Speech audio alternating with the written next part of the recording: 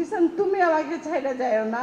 তখন আমার বড় ছেলে বলছে আম্মু জিসান ছাইড়া গেল আমি তোমাকে ছাইড়া যাব না, কিন্তু আমার বড় ছেলে 3 দিন পরে আমাকে ছাইড়া যায়। রাজধানীর উত্তরায় ছাত্র আন্দোলনে হতাহতের তালিকা প্রকাশের সংবাদ সম্মেলনে এসে কান্নায় ভেঙে পড়েন রমিজউদ্দিন কলেজের সাবেক ছাত্র আব্দুল্লাহ বিন জাহিদের মা। ছিলেন আহত নিহত অন্য শিক্ষার্থীদের স্বজন সহপাঠীরা। আমার সন্তান নাই, আমার সন্তান পায়ের উপরে রয়েছে রক্তে, আমার কাপড় চোপড় বাইসা গেছে।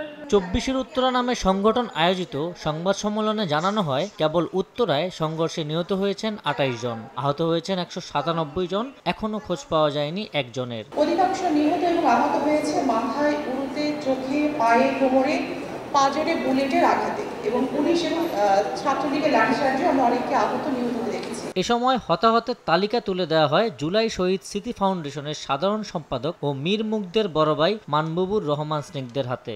28,000 প্লাস আহত আছে এবং 1583 জন শহীদ রয়েছে।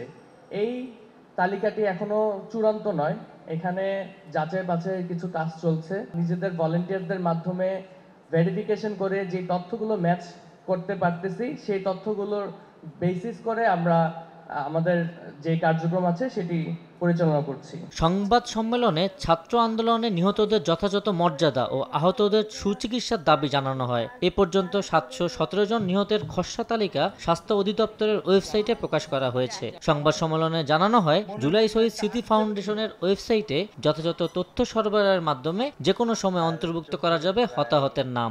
থেকে মাথা, গলায়। আবু সাইদ নিশান, সময় সংবাদ, ঢাকা।